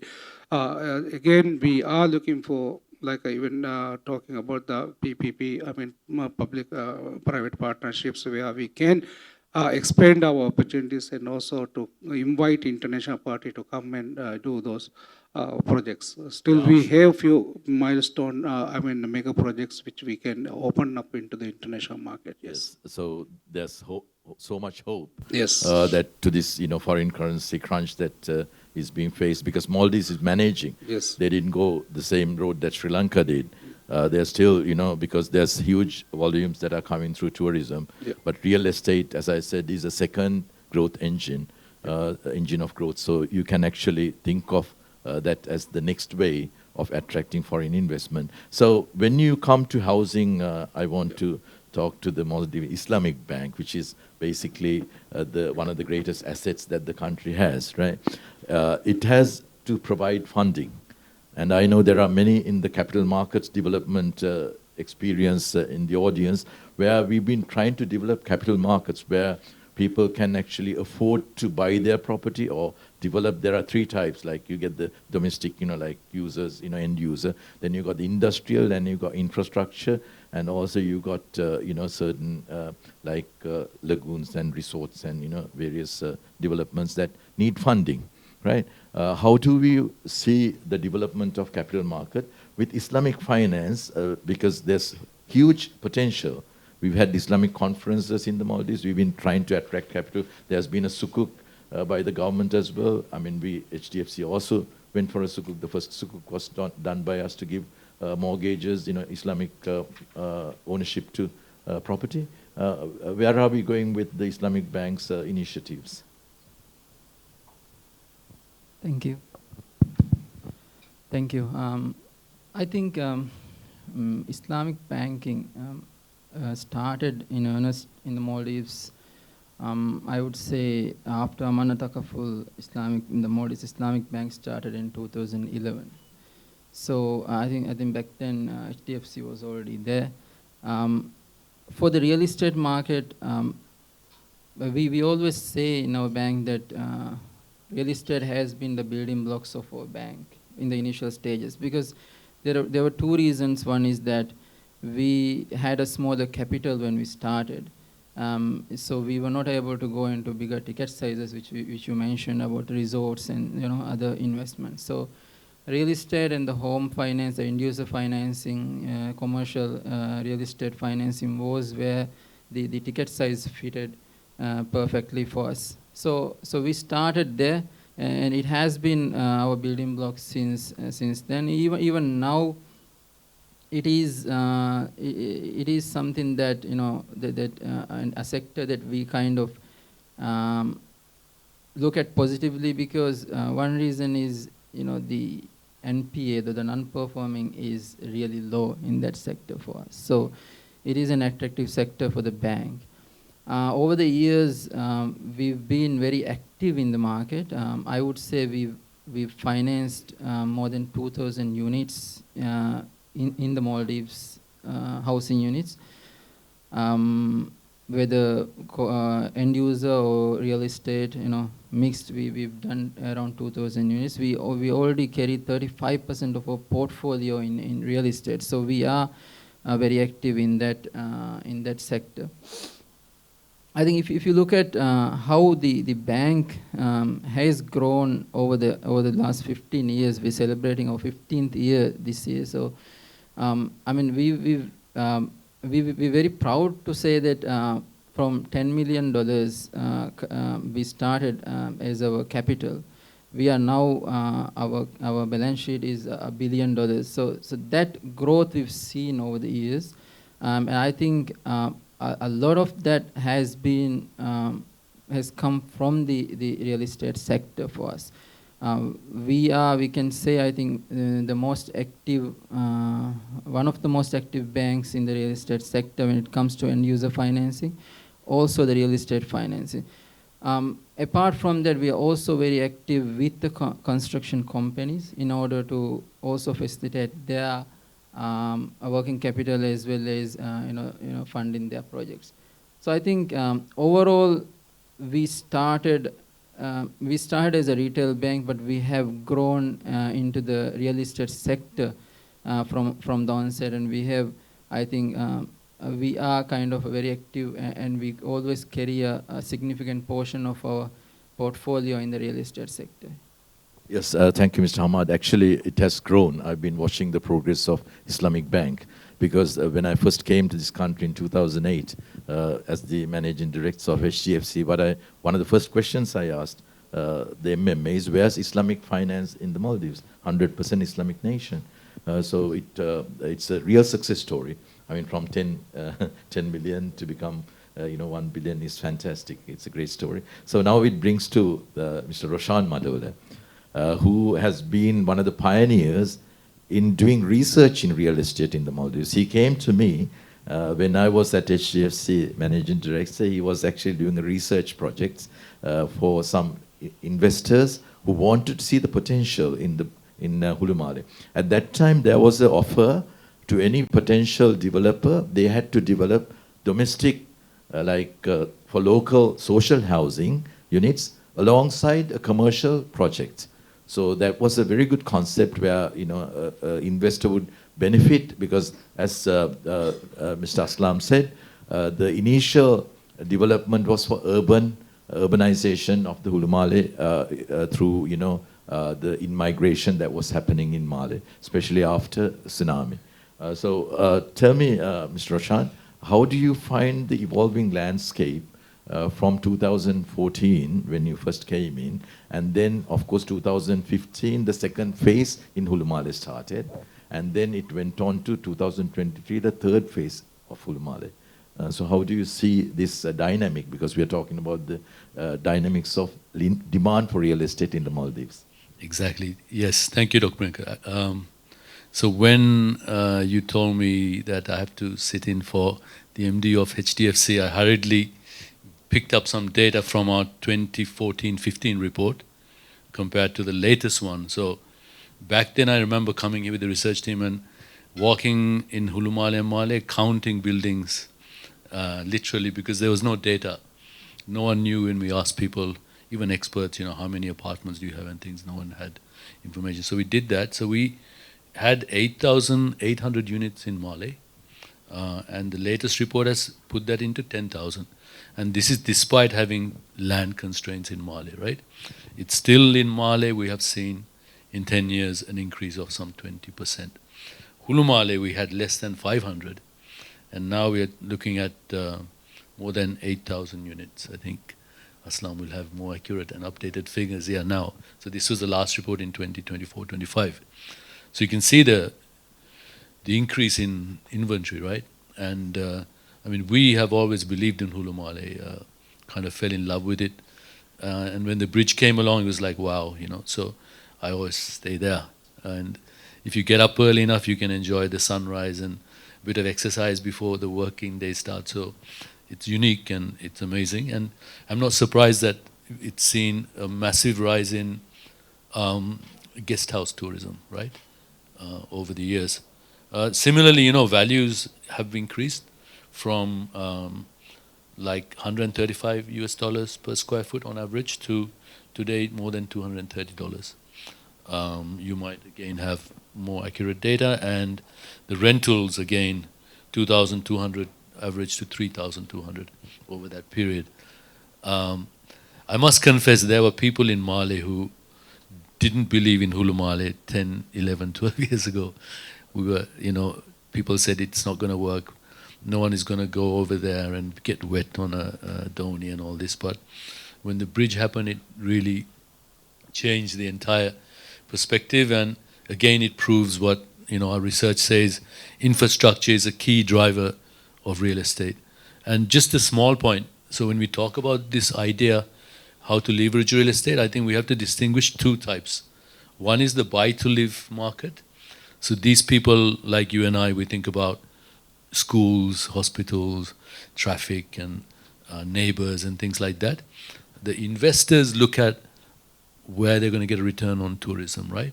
And the way that the world is evolved with digital platforms, what you can do today, you couldn't do 20 years ago. The way you can use booking.com or whatever to leverage your residential property, you're in effect competing with a 5-star hotel or 4-star, whatever. So that has, to use the word again, intertwined real estate and tourism. And here, I won't say much, but there's a huge opportunity for Maldives. And then we all know how vulnerable tourism is, right? Sri Lanka, Maldives, we've all been washed away. It's a great sector when things are going great. Like a friend who's there when you're having a good time, but when things are down, tourism isn't around. So I think real estate may be a more sustainable way that you can anchor your benefits, because all the key facets that you need for tourism to work is the same for real estate. Attractiveness and facilities and amenities, views, all these things get a tick for both. So I see a huge potential with Hulumale going forward, obviously, and beyond. There's another thing I would like to ask Mr. Aslam. Now there's something that Mr. Roshan also touched on. Some people are speculative buyers. They buy and they hold the property without developing. And I remember when I came to, one of the reasons, we opened up the market to mortgage buying in Hulumale in 2009, right? But it didn't take off that fast, because basically people who bought property held to it. And then there was a rule saying that within 2 years they had to develop it, but they didn't. But of course, being residential properties, you all did not take it back. But then again, how much of that is going on at the moment? Speculative buying. You buy it, you hold it, you don't develop, thinking that okay, we are going to sell it at a future point. But then that does not contribute to the growth of the country. How do you see that? Yeah, Priyanka, you are right. Even Roshan have highlighted that when we started selling I mean, the land plots in the initially 2004, the land we have sold 375 rupiah per square feet and around 475 rupiah per square feet, where it hit up to, I mean, 10,000 the last time. If you take average is 6,500. The land has been appreciated and it's been increasing tremendously. But again, the 2023, I mean, government decided to give free of, I mean, even 2012, 250 plots was given free of cost for the residents of Male, which I couldn't see a huge impact. However, in 2023, government has decided to give around 670 housing plots, total 1,400 something housing plots, including phase 2 and 3, which created a huge speculation as well as the impact into the valuation of the land, I would say, because then everybody was like looking for that appreciation of the land. But once someone is getting like a 20 million or 10 million worth of land is free, so that drastically that land value drop. So that's one factor I will say that reduced that. But I think the development is not brought because of certain reasons. One is that infrastructure, as Rashan has mentioned. The infrastructure has to be built. Even phase 2, at the moment, we are saying that there is no proper electricity and water. So a lot of people, they are waiting for those infrastructure to be built up. So once those infrastructure is built up, actually that value again will go up and it will be increasing.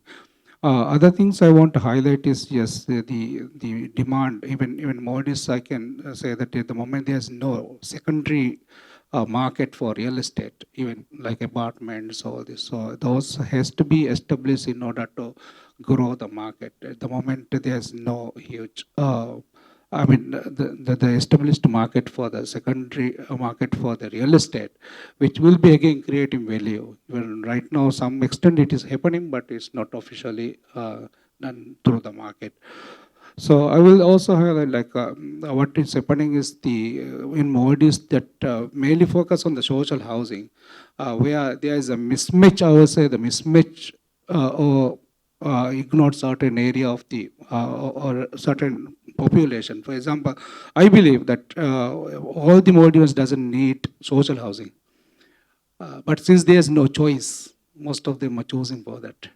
For example, like doctors or nurses, or the professionals doesn't need two-room apartment. But since there's no option, not available, so there's no other choice. They also go for that.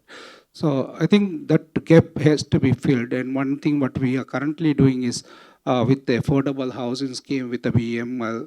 With the government initiative, 10,000 housing unit we have already started, and also that is effect that land has to be subsidized some extent in order to give a middle market or middle level housing. So there is two components. One is social housing is bit low, and again now if you see the real luxury market, it is bit even higher than the normal person or normal family to, fulfill the banking criteria like a EMI. So I think the middle market or middle level affordability is very, very important to bring into this level.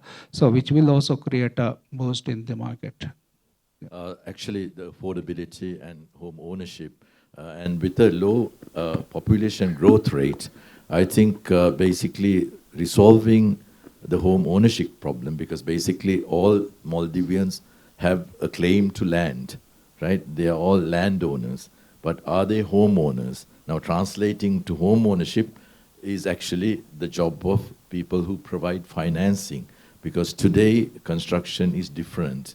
It's all modern, but it all takes dollars to do this, right? So on the other side, in the real estate development and growth, you need to attract, like what Malaysia did, second home. And Sri Lanka is trying with a golden visa, right? Like a second holiday home, which was the idea that started. So I hope it goes down that road and attract because basically to resolve the crisis that we are having in dollars, because you need dollars to bring all the material to build, build homes. It's all costly. I mean, it's nothing manufactured here. So I think in that sense, your role, Mr. Hamad, as a financing arm of real estate, how effectively do you think the growth and sustainability is going to be in the future? Thank you. I think that's a very important question that we need to ask. I think what Aslam has touched is exactly what we need to talk about. The land, we know that Maldives is 1% or 2% land. We have a very, very limited amount of land. The land is scarce, especially in the Greater Malay region. We know that the cost of land is very high. So whenever there is a project that comes up, I think the cost of an apartment is made up of two things. One is the cost of the land, and then of course the cost of construction plus the premium that they add. So right now what we've seen over the years is that of course because of the scarcity, the land cost is high, on the high side of course, and then construction cost especially recently has been very high because Maldives being an import-driven economy, we import everything. We just import whatever construction materials we need. So any global shocks that come in, we have to face that. So construction material prices are also high. So cost of construction is also not low. And again, what the point you mentioned is all those effects that we are required because of the import. So I think most of us understand that the dollar situation that we have and the rates currently that are in the market. So all of this actually pushes the cost of construction and ultimately the cost of the apartment high. So when it goes high, the return or the income of the population and or for investors, the return from the apartment is still not rising at that rate. Is kind of constant. So when this is pushing up, the margin between that is diminishing. So what we see is for normal middle income level families, we see that affordability or eligibility is actually on the diminishing side. So I think the biggest gap that we see right now is there's no major supply in the mid-range sector, and all of these properties which are now coming up is almost all in the luxury market. So that is kind of there is a gap in the market for these middle income families. So I think that we have seen over the years. Affordability is kind of diminishing.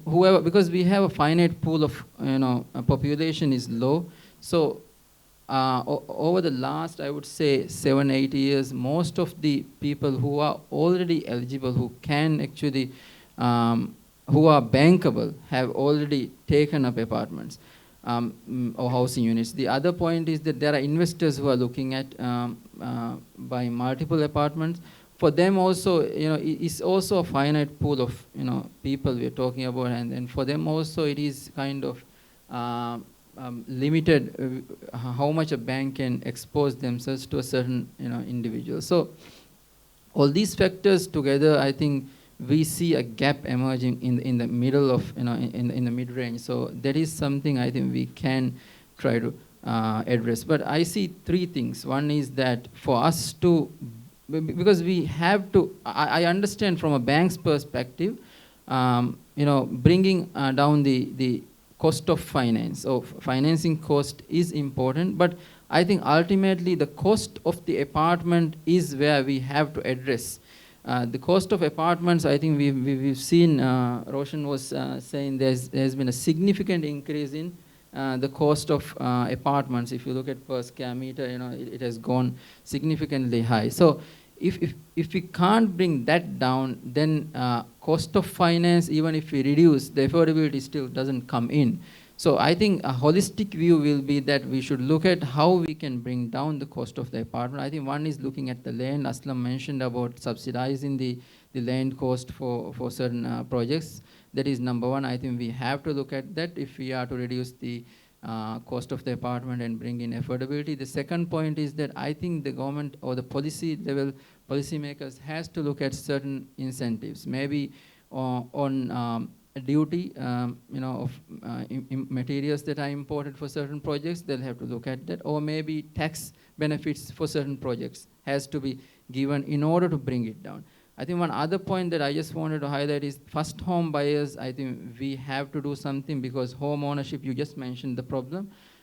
GST across the board is applicable. So I think maybe there's some way that the policymakers can come up with a first home ownership tax benefit there as well. So I think last I've just mentioned, because I'm a banker, I'll always try to play with the financing cost. The last, but I think the government has come up with certain schemes for affordable housing schemes whereby the rates have been reduced. But I think overall in the market, I would say it is around 9% is where the standard home financing is kind of offered. So 9%, considering the whole market, where 11-12% is the norm, I think 9% is still a good rate. But we are, banks are, I think, willing to go down further, but there are 2-3 things that has to be looked at. One is that the foreclosure. I think Sri Lanka, if you look at the Sri Lankan market, foreclosure, the regulatory or the legal system is stronger.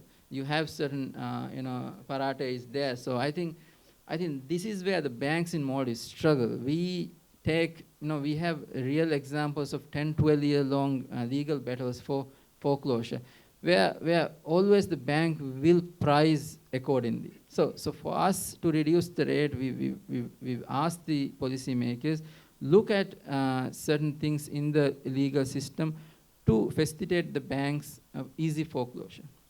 Number one. Number two is, I think it's not really appropriate to discuss this because Sri Lankan bank tax is I think at 50%, but at least fortunately we are at 25%. But I mean, if the government really wants to bring down the rates, they can also look at some tax benefits equivalent to whatever affordable financing that we provide. So I think it has to be looked at a holistic manner in order to, it has to, the cost of apartments has to come down, while also banks has to play their part in order to bring in affordability. I think affordability right now is a problem, but Aslam has mentioned they're looking at some mid-range housing, which could aid going forward.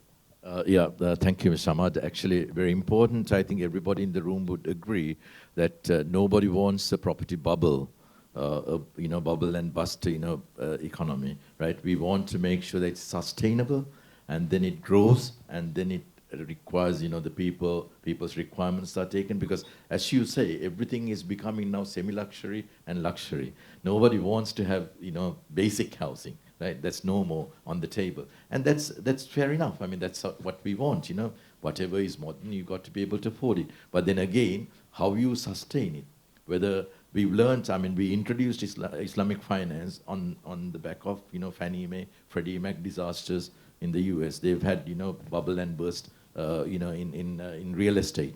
We don't want that to happen, to, our part of the world, right? So I think it's forums like this bring together to give ideas, maybe think tanks going forward, how we could develop this growth engine, which is like the second growth engine in the Maldives to tourism, right? To make it for the benefit of the people so that they become prosperous. So with that, I would throw open to the audience. Any questions you have from the panel of experts here? This is your opportunity now. Please raise your hand and a mic would come to you. Yes, there's one.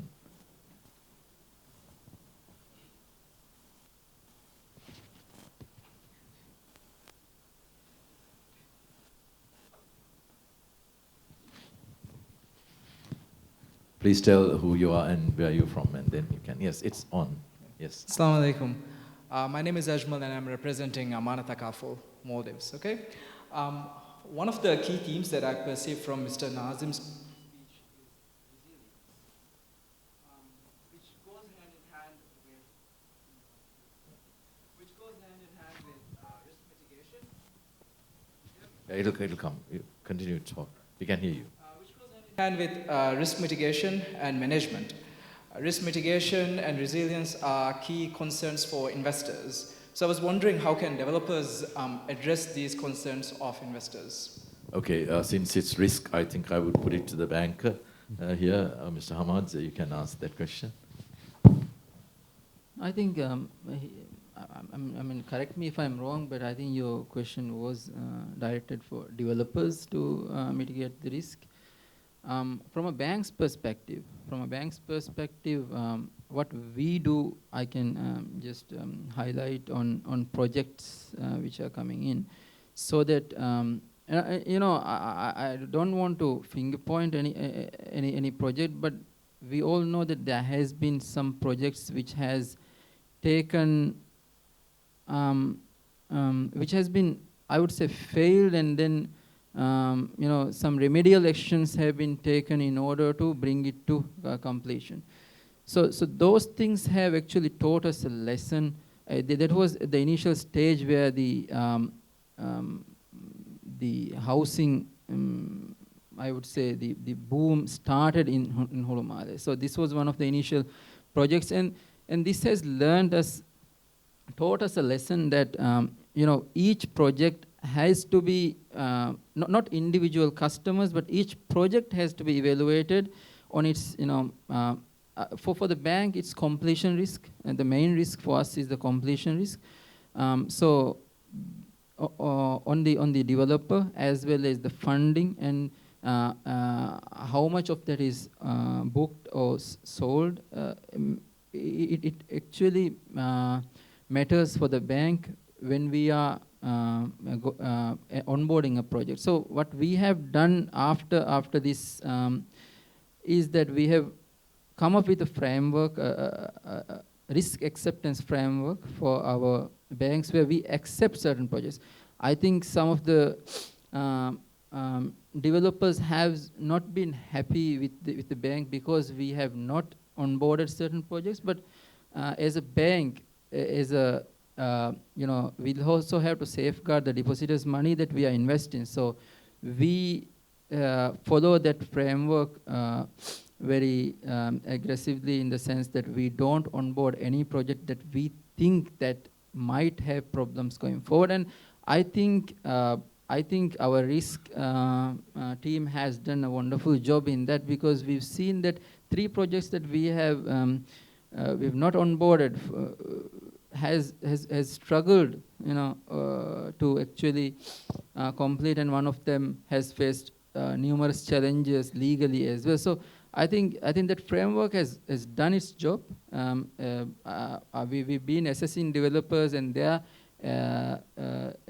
capacity to develop and deliver projects. So we have kind of started a framework. Of course, it will evolve. We'll have to make changes as we go forward, as we learn from other projects. But I think that is our approach to mitigate the risk, so that we become resilient in the market and we sustain our portfolio going forward. Yeah, thank you, Mr. Ahmad. Actually, I would add to that, onboarding projects, the risk is actually the developer would be very optimistic. Like, I remember Sea Life, I remember Blues Project, right? When they came, I said, no, these have to be structured properly. The land is there, but the investment and the model has to be right. So risk mitigation, you are coming from risk background, Amana Takaful, right? You have to mitigate the risk, yes. And only the financial, because finally it's the financial risk. You lose money. How many people have lost money because of the developer not structuring the project properly, right? So it's basically the developer has to look at the financier and say that, okay, how do we structure this so that we don't actually let the end user suffer, right? Okay, so exactly. Any other questions? Yeah. Thank you for that. Priyanka, I just want to add from one point for Sure. that. I want to highlight, for the developer, I will say for the Maldives, the real estate developers are the most risk free people. Okay, so why I'm saying is that because you get the land actually, in advance without taking any amount at the moment. I mean, HDC, we have been given like a 2 or 3 years without land payment. So they don't pay for the land. So what happened is after the drawing is done, I mean, this is the risk for the investors or the home buyers, the risk is very high. But the developer, I will say, is the most risk-free. Why? Because one is the land is not charged in advance or on top of that. Again, they need only 20% in advance equity to get the bank financing. So that also, I mean, even though HDC is allowing the land sale, I mean, the apartment can be sold after the 20% completed, but the practice is not so.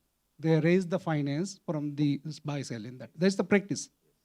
Even though we believe that or not, it is. So the developer raised 20% also from the customers. So they go to the bank and then raise the 80%, including their margin. So, I mean, developer, it is risk. But if you see the past, what has happened is, yes, of course, the mismanagement and misappropriation of the fund, especially if you see those projects, is mainly because of the misappropriation and mismanagement. So what we are doing, for example, HDC is not only the land giver, we are also regulator, we are also concerned about those. Currently what we are doing is, earlier there is no way, I mean, checking that whether the apartments are sold or not. Whenever you code, apartments are fully sold or booked. But when we are asking for the land payment, there's no money to pay it. So there's a problem, right? So one is that we are doing is, we are having the register of the sales. So one is that they have to fulfill the registration. Another thing what we are doing is, we are asking for the escrow accounts to do that. So because we want to ensure that the fund they raise for these projects, there is not more directing any other place.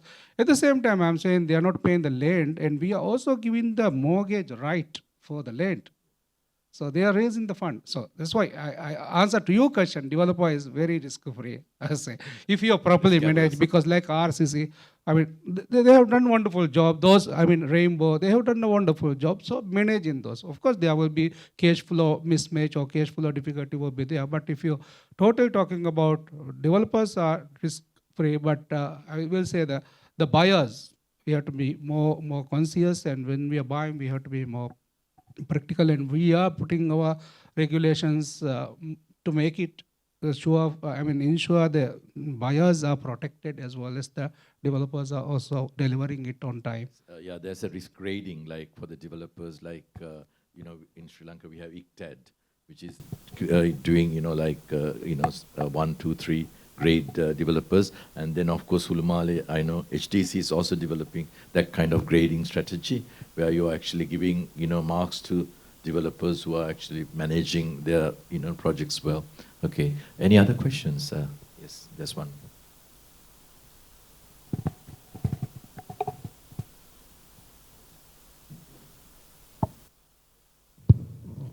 I'm Rasheed. I often represent the civil society. And we are talking about, most of the time, about social housing. And then we have all these mechanisms like banking and insurance and all that. So in social housing, end of the day, all the money comes from the individual's pocket. But then where in this whole cycle does the community or the civil society participate? We pay end of the day, but we have no part in the game. So how can we actually participate in it? In many countries we know there are mechanisms where community consultation, community oversight actually produces a lot of value. So I'm just wondering, what are the thoughts of the panel on engaging the community? How can we create more value by bringing in the community? So again, I think HDC, because basically you have been moving with the community, providing social, mixed development, properties, property development. So from your experience, how is the community involvement? Is there going to be a consultation process, and how we are going to go forward with the development?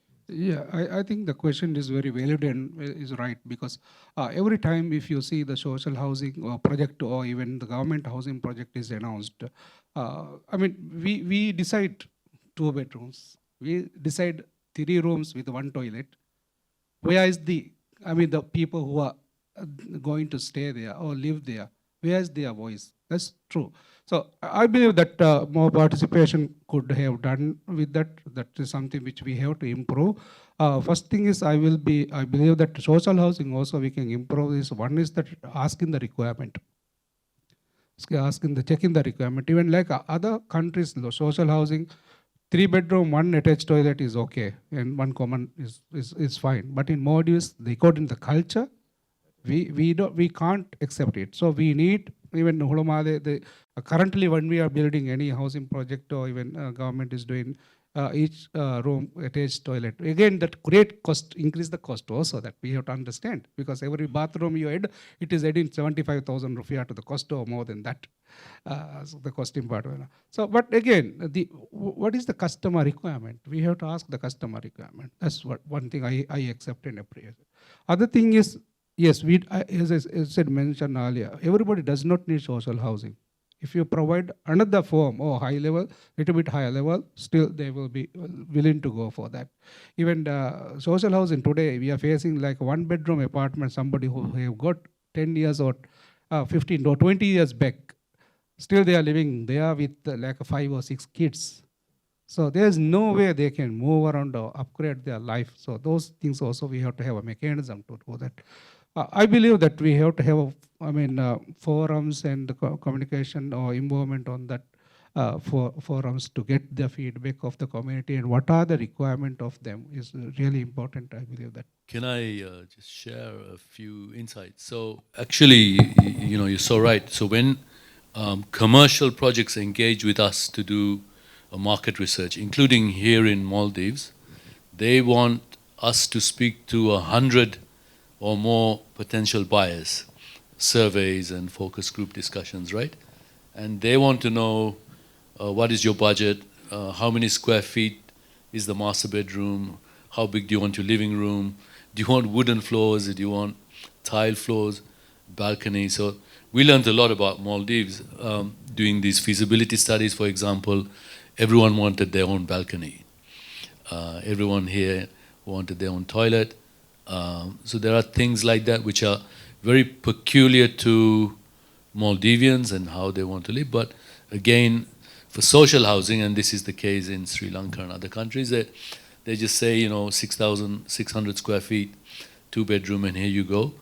And it doesn't address the actual needs of people, which is a shame, because the whole point of engaging in social housing is to address the need, right? Yeah. Very much, because I remember way back as 2009, we did a research on, what the requirements, what HDC is talking about, which is even single bedroom should have a attached toilet, 2 bedrooms should be 2 toilets, like that, people wanted attached toilets to their rooms because it's extended families most of the time, and they will multiply, and, they would actually want to create, 2 families living in one unit. They should have their own, hygiene. They're entitled to that. So that's become a right for the people. And also the finishers. They've always been like very high-end finishers, from floor to, in fact, when DEG funded, I took them around to this, social housing, and they said that compared to what happens in Germany, these are luxury houses, the way the finishes are done. I said, no, that's the necessity here because of the lifestyle that the people want. Whereas in European countries, it may not be the case. 1 toilet for 3 bedrooms is fine, but here it's not. So I think community participation has been there, but then again, whether there's a forum for, to think tanks are there to get the community involvement, I'm not very sure whether that's happening. I think it should happen. Basically, community involvement is the beginning of, how you develop a sustainable Actually, growth. you can measure the failure of these projects because many of the people release it or re-rent it to young professionals who want to be near cities and things, and then they go and live in a bigger dwelling further away, some of them. To a certain extent, that's been the success of like research intelligence unit as well in researching into requirements of the people, whether we are developing not just to sell a product, but whether it's sustainable, it can last a generation and go beyond. That is the whole idea. Okay, any other questions? For the sake of time, I'll just restrict it to one more question. After that, we have to have networking. So if there's one question from the audience, if there's none. Follow. You want to follow? Yes, okay. Since there's nobody else interested, you can follow. The challenge here is, if you ask the people, the demand keeps increasing, changing, let's say changing, and then say the project takes about 5 to 6 years to complete. So it's a kind of, one thing is, the people also don't know, Like, if you want to make a phone and ask people what size of phone you want, what are the features, people don't know. But the thing is, we have to engage people. They have to be in the soup. So I think the key word is engagement. Without engaging people, and we just go and ask people, consult, actually it's a very low rung in the engagement scheme. So I think we have to find a mechanism, a smart mechanism where we can engage people. I have so much faith in the Maldivian culture. When I go to a foreign country, first place I go, in the airport is the toilet, to gauge the basic, level of standard of the country. And when I came to Velana today, after a long time, and first time that I came through, I found when you go to the toilets, you have automatic washing, automatic soap, as well as automatic blowing individually. Now that's the way to go, smart. If you're smart and flexible, right? I think because most of these things actually are not built to last a long time. They have to be replaced.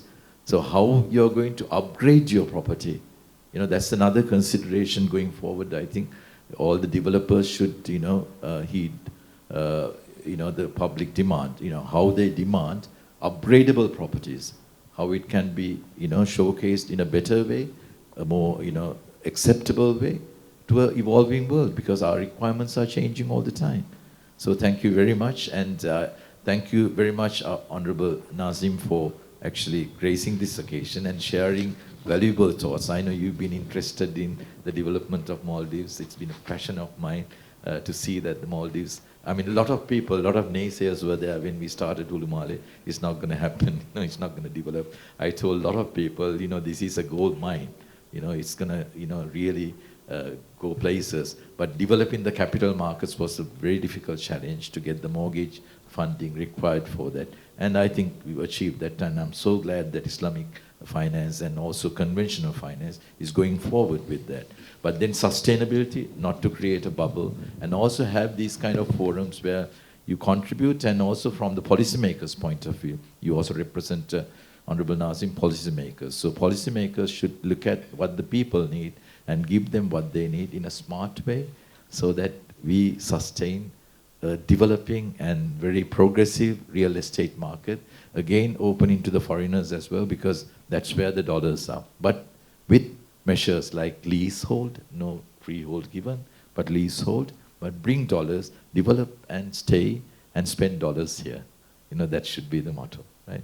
Thank you very much. And in concluding this session, I think we have a VOT, right? Before we conclude, I thank all of you for your interest in this forum. And I think this is a message that you got to take with you, saying that, there is a real estate market potential in the Maldives happening, and involvement of the people is very important. Say what you need, say how you want to, carve the future, and it will happen. Okay, thank you very much. Yeah. Mr. Hamad Rasheed, Chief Business Officer, Maldives Islamic Bank. Mr. Ahmad Aslam, Director, Housing Development Corporation. And Mr. Roshan Madawala, CEO, Founder, RIUNIT.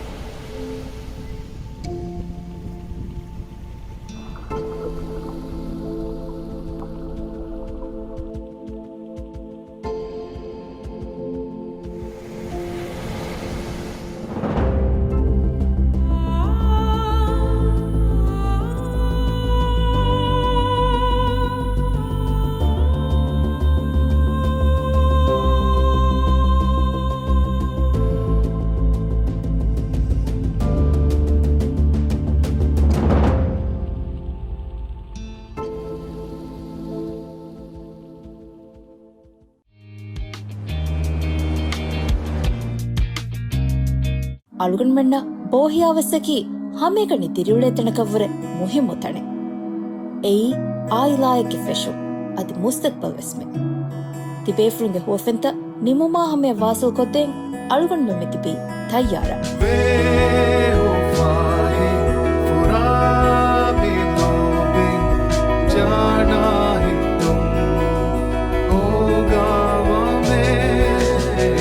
HDFC, make home happen.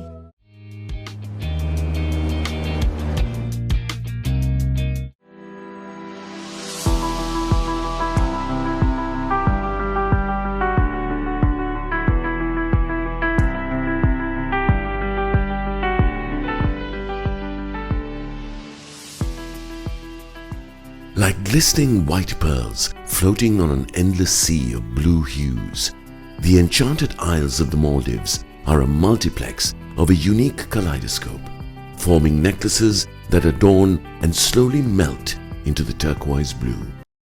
We are the first and the only fully fledged Takaful operator taking care of its people and what is dear to them, from the uncertainties and risks that come with today's unpredictable world.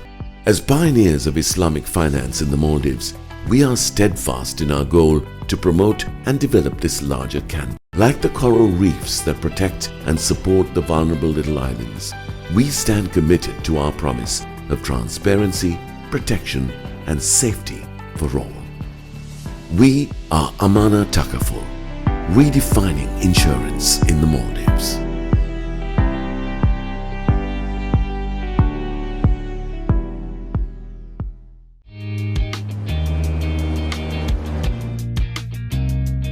අලුගන්මන්න බෝහියාවස්සකි හමේකනි තිරිවුලේතනකවර මුහිමුතනේ. එයි ආයිලායකි ෆෙෂු අති මුස්තක්බල් වෙස්මෙ. තිබේෆරුන්ගේ හුවෆෙන්ත නිමුමා හමේ වාසල් කොත්තෙන් අලුගන්මෙ තිබී තයියාර.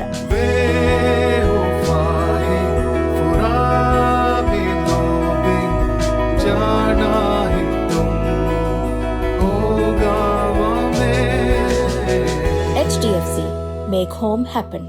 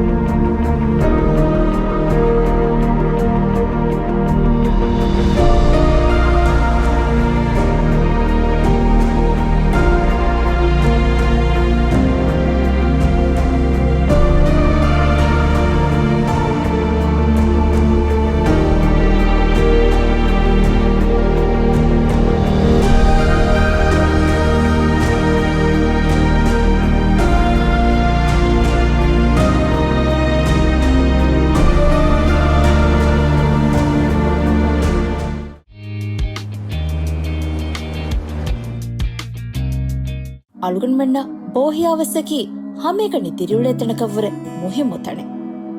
එයි ආයිලායකි ෆෙෂු අති මුස්තක්බල් වෙස්මෙ.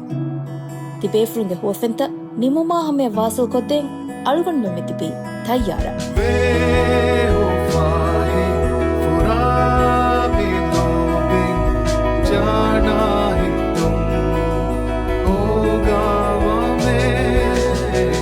HDFC, make home happen.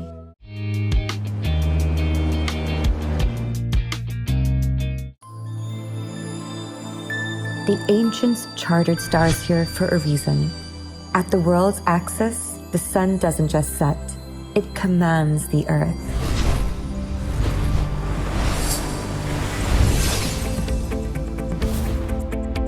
It is a celestial privilege I was born into, and today I am inviting you. At the tide's edge, the promenade becomes the Emerald's social heart. Here, nature and urban prestige find balance. In these gardens, you forget the city exists. There's only deep greenery. It is a refuge designed purely for peace. A great legacy starts with a solid opening. This isn't just a property, it's a strategic position for the future.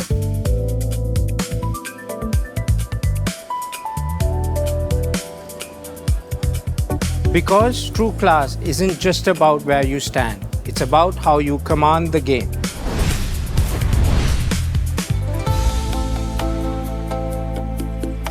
In these gardens, you forget the city exists. There's only deep greenery. It is a refuge designed purely for peace.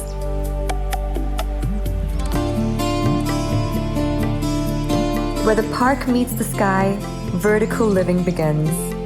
A world of refinement and design, crafted to elevate your everyday.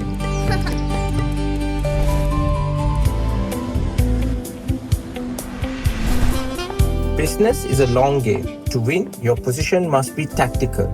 In an environment of this caliber, success begins the moment you step inside. You need an ecosystem that supports the long game, giving you a space to calculate your next move with absolute clarity. This is my tactical advantage.